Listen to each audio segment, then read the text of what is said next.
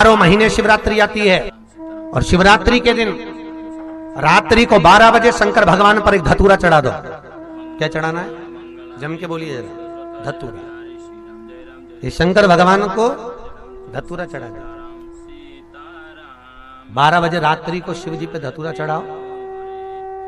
आधे घंटे तक धतूरा चढ़े रहने दो और आप श्री शिवाय नमस्तुभ्यम का जाप करो। जिस शंकर जी पे धतूरा चढ़ाए उस मंदिर के बाहर बैठकर कौन सा मंत्र जपना है? श्री शिवाय नमस्तुभ्यम। फिर से बोलो, श्री शिवाय नमस्तुभ्यम। धतूरा चढ़ाकर श्री शिवाय नमस्तुभ्यम का स्मरण करिए। और जो दुकान नहीं चलती हो, घर में लक्ष्मी नहीं टिकती हो, खेत में फसल अच्छी नहीं आती हो, संपदा नहीं आ रही हो, बस उस धतूरे को लाल वस्त्र में बांधकर अपनी दुकान में, अपने व्यापार में, अपने घर में रात को 12:30 बजे उठाकर लाओ और 4 बजे के पहले उसको अपनी दुकान, व्यापार, व्यवसाय में उसको बांध दीजिए। और अगर जो जमीन फसल सही दे रही हो उस जमीन में ले जाकर गाड़ दीजिए। आपको जीवन में कभी तकलीफ नहीं भोगना पड़ेगी। लक्ष्मी बढ़ती चली जाएगी महाराज, संपदा बढ़ेगी। जो व्यक्ति ज्यादा बीमार रहता हो, बहुत बीमारी उसको घेरे रहती हो, परेशान रह रहा हो, बीमारी बनी हुई है, तो बोर चढ़ाइए। बेर क्या बोलते हैं यहाँ पर? बेर की बोर, वो खाने वाला बेर जो होता है, उस बेर को 7 बेर ले लो और 7 बेर को लेकर अपने ऊपर से घुमाकर शिवरात्रि की दोपहर के 12 बजे शंकर भगवान के शिवलिंग पर ले जाकर उस बेर को चढ़ा दीजिए। आपका रोग, आपकी बीमारी मात्र 3 महीने के अंदर समाप्त हो जाए। उसके बाद की बिल्कुल लगी हुई पीठ से जो शिवरात्रि होती है, वो शिवरात्रि, अगर उस शिवरात्रि का व्रत, साधना, तप, भजन, संसार का मनुष्य कर लेता है तो जिंदगी में उसने कोई व्रत किए ना किए हो, अगर एक व्रत शिवरात्रि का, प्रदोष की पीठ से लगी हुई शिवरात्रि का अगर कर लेता है तो उसको पूरे जीवन के व्रत का पुण्य फल प्राप्त हो। एक व्रत शिवरात्रि का प्रदोष पर्यंत की, अर्थात प्रदोष की पीठ से जुड़ी हुई। अब अगर आप कोई ब्राह्मण से, अगर कोई विद्वज्जन से, कोई पंडित जी से आप पूछेंगे प्रदोष कितनी बजे लग रहा है, वो बताएंगे। फिर प्रदोष लगने के बाद प्रदोष कब समाप्त हो रहा है, तो जिस दिन 26 तारीख हो रही है उसमें लगाया, दोनों की पीठ मिल रही है, दोनों।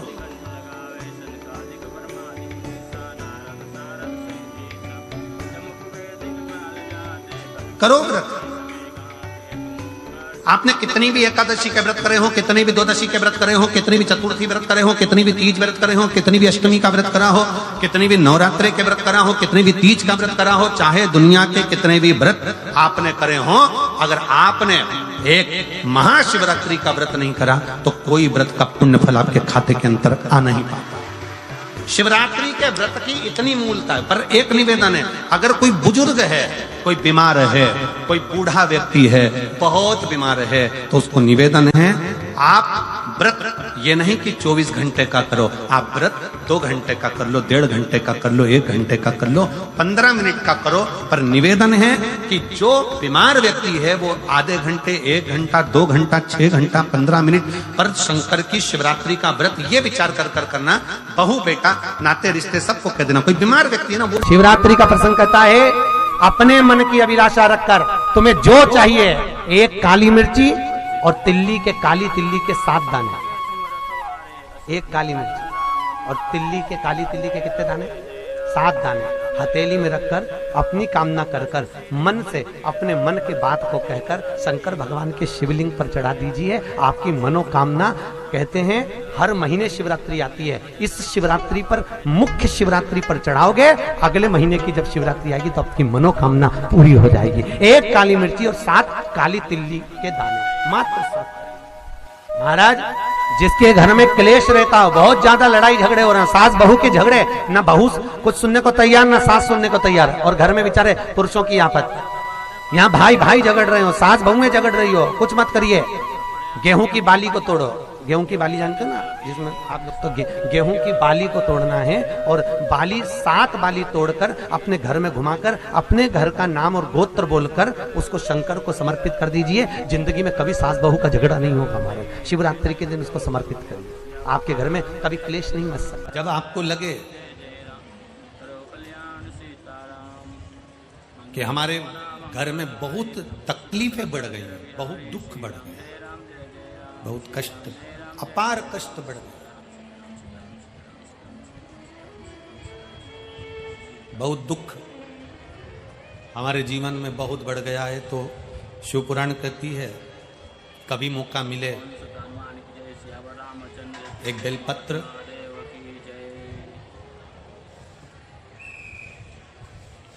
जिसकी डंडी का मुख जहां से पानी बहता है जलाधारी की ओर, समझ में आ रहा है ना, जहां जलाधारी हो और जलाधारी में जहां पानी बह रहा हो,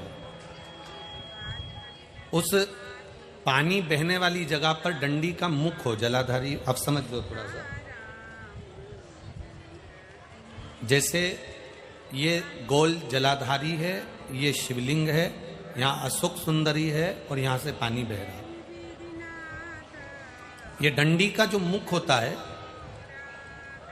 उस डंडी के मुख को अशोक सुंदरी वाली जगह पर नहीं, बिल्कुल जहां से पानी नीचे बहता है बस वहीं इस डंडी का मुख हो, पत्ती का मुख महादेव की ओर, और एक बेलपत्री जिसकी डंडी आप जब शिव जी को समर्पित करें तो बीच वाली पत्ती का मुख आपकी ओर हो और डंडी का मुख पीछे की ओर, डंडी का मुख पीछे की ओर, पत्ती का मुख आपकी ओर। महाराज शिव महापुराण की कथा कहती है किसी भी 12 महीने में शिवरात्रि आती है, 12 महीने शिवरात्रि आती है, किसी भी एक शिवरात्रि पर, किसी भी एक शिवरात्रि पर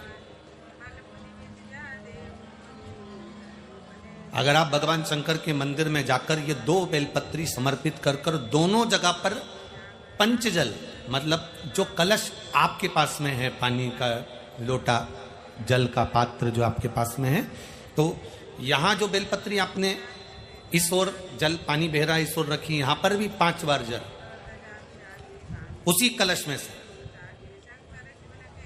5 बार जल यहां पर, और उसी कलश में से 5 बार जल जो शिवलिंग पर आपने बेलपत्र रखी है समर्पित करिए वहां पर। ऐसे 5 बार इधर और 5 बार शिवलिंग पर जल समर्पित कर कर अपने जो दुख हैं, अपनी जो तकलीफ है, अपना जो कष्ट है, बहुत तकलीफें जो हमें आ रही है, बहुत। एलईडी चालू करिए बाबू, एलईडी चालू करिए, एलईडियां चालू करिए।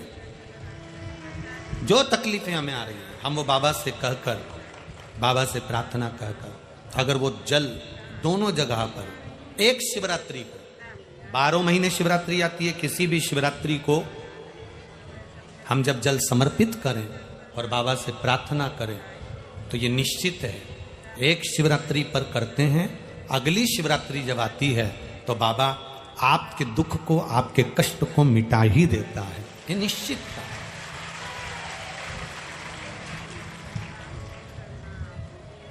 एक बेलपत्र शिवलिंग के ऊपर और एक बेलपत्र बाबा के जलाधारी के सम्मुख।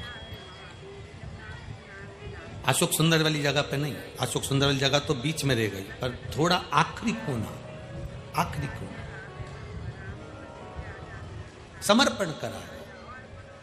शिव कथा कर रही है, मान लो आपका अगर विश्वास दृढ़ी है, भरोसा पक्का है, जैसे अभी आपको कथा में कहा कि मन आपने अगर शिव को दे दिया है, दिल भगवान शंकर को दे दिया है और विश्वास अगर पक्का हो गया है और आपने वो जल समर्पित किया है तो ये निश्चित है अगली जो शिवरात्रि आएगी उस तक बाबा आपके दुख को, कष्ट को काट ही दे।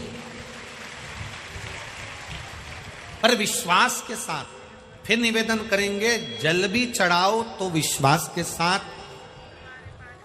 बेलपत्र भी चढ़ाओ तो विश्वास के साथ, धतूरा भी चढ़ाओ तो विश्वास के साथ, एक पुष्प भी अगर समर्पित कर रहे हो तो विश्वास के साथ करिएगा, भरोसे के साथ करिएगा। केवल एक लोटा जल, एक लोटा जल नहीं है, तुम्हारा प्रेम है जो शिव पर उंडेलने के लिए जाते हो, तुम्हारे घर की दशा है जो शिव को देने के लिए जाते हो, अपने घरों का विचार है जो शिव को देने के लिए जाते हो। मंदिर जाते होगे, दूसरे मंदिर में भी आप जब जाते होगे तो वहां पर पंडित जी आपके हाथ में इतना बड़ा तांबे का पात्र होता है, उसमें तुलसी डली होती है, आप हाथ आगे करते हो, वो जल देते हैं, तुम पीते हो। बोलो बोलो, सही है कि गलत है?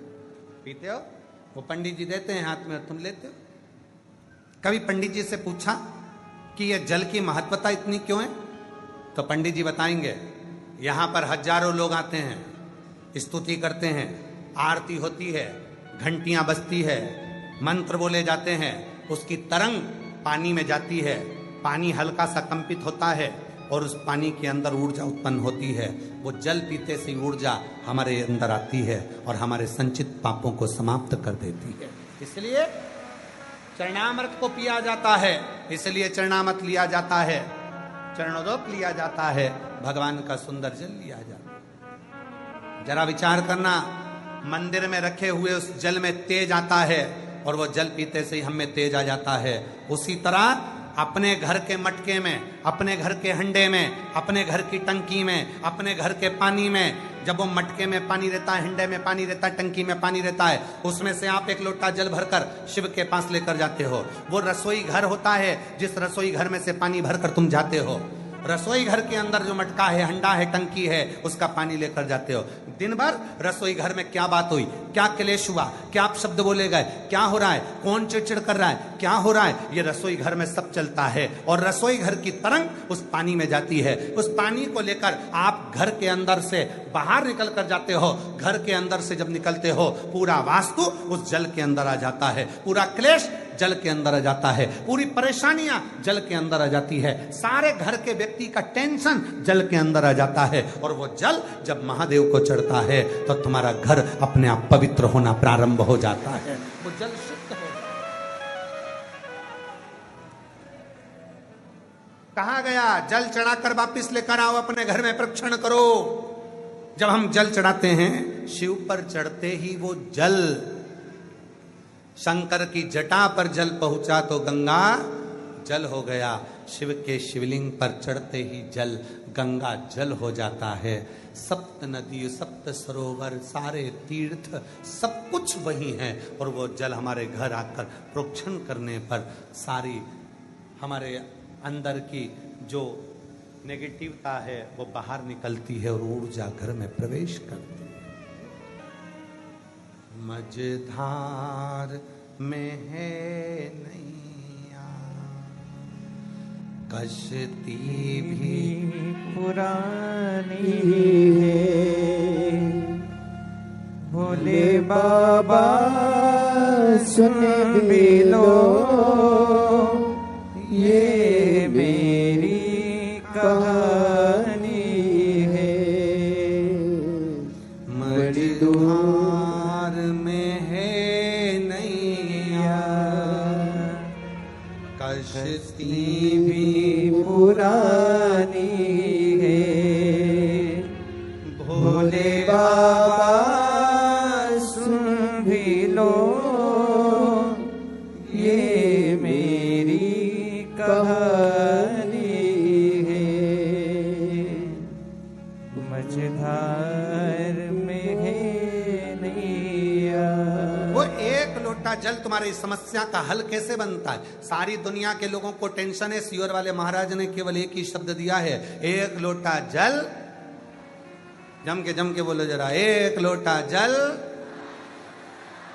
ये पूरे विश्व में, केवल भारत देश में ही नहीं, विदेश में भी इस बात की चर्चा है कि एक लोटा जल सारी समस्या का हल कैसे बन सकता है। ये नारा कैसे बन गया, ये बच्चे बच्चे के मुख पर कैसे आ गया, ये बुजुर्गों के मुख पर कैसे आ गया। साधु संत सन्यासी तपस्वी साधक उपासक, कोई भी ब्राह्मण क्षत्रिय वैश्य शूद्र कोई भी हो, उसके मुख पर यह मंत्र है कि एक लोटा जल सारी समस्या का हल है। आखिर इस पे विचार करा गया कि ये जल समस्या का हल कैसे हो जाता है, क्योंकि सारी समस्या घर में आती है। दुकान की बात भी घर में आती है, फैक्ट्री की बात भी घर में आती है, व्यापार की बात भी घर में आती है, बच्चे भी घर में बात करते हैं। और जब घर में मंथन होता है विचारों का, सब टेंशन घर में जब आता है तो वो जल में तरंग जाती है, और जल में वो तरंग गई और वही लोटा भरकर जब शिव को चढ़ा तो सारी समस्या शिव की हो गई और उसका हल निकलना प्रारंभ हो। 12 महीने की शिवरात्रि नहीं कर पाता और 12 महीने शंकर जी का पार्थिव लिंग का पूजन नहीं कर पाता, मात्र एक शिवरात्रि के दिन भी अगर वो पार्थिव लिंग का पूजन कर लेता है तो पूरे वर्ष की शिवरात्रि का फल उसको एक बार में ही प्राप्त। समझ लीजिए, सत्यनारायण की कथा में क्या जरूरी है, जम के बोलो जरा, पंजेरी प्रसाद। और 16 सोमवार की पूजन में क्या जरूरी है, पार्थिव शिवलिंग का निर्माण। घर में शिवलिंग है, रखो, पूजन में रखो, खूब अच्छे से पूजन करो। कहीं कहीं की माता कहती है हम तो मंदिर जाके कर लेते हैं, करो, हम मना नहीं करेंगे, खूब करो, दिल से करो।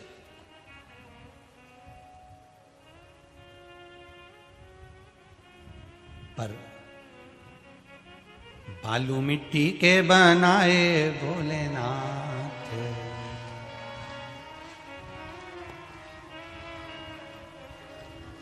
चढ़ाऊं लोटा जल भर के। शिवलिंग का निर्माण करिए, उसकी पूजन करिए, उसका सुख ही दूसरा है, सुख दूसरा है।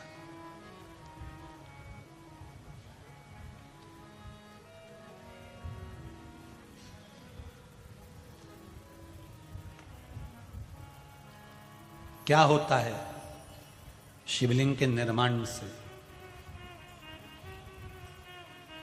क्यों लिख दिया लिंग पुराण के अंतर्गत, नर्मदा पुराण के अंतर्गत, स्कंद पुराण में,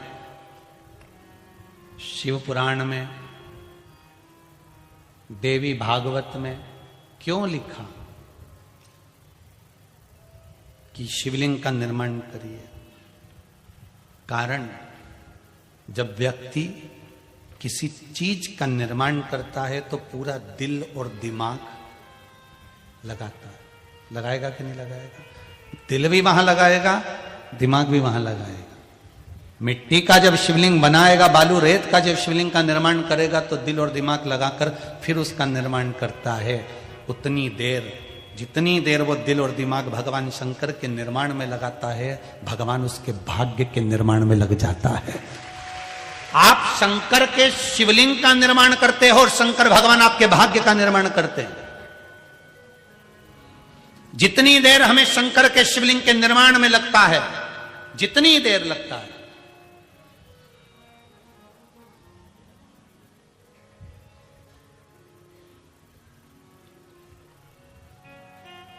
जितना समय हमें शंकर भगवान के शिवलिंग के निर्माण में लगता है, उतनी देर भगवान शंकर भी होता है। किसी किसी का शिवलिंग जल्दी बन जाता है, किसी किसी का शिवलिंग देर से बनता है, किसी किसी का शिवलिंग बनाने में उसको टाइम लग जाता है, किसी किसी की मिट्टी गीली हो जाती है तो उसको सुखाने में टाइम लग जाता है, किसी किसी ने नंदी बनाया तो वो फैल गया, किसी ने शिवलिंग बनाया तो वो नीचे हो गया, तो वो किसी किसी को टाइम लग। तो समझो कि उसने शिवलिंग बनाया तो उसका तुरंत बन गया, तुम्हारे शिवलिंग में टाइम क्यों लग रहा है? तो जरूर समझ जाना कि भगवान मेरे को गढ़ने में थोड़ा समय लग रहा है, मतलब मेरे भी भाग्य को भगवान को लिखने में थोड़ा समय लग रहा है, इसलिए मेरा शिवलिंग बनाने में मुझे थोड़ा सा समय लग रहा है, मुझे थोड़ा समय लग बने।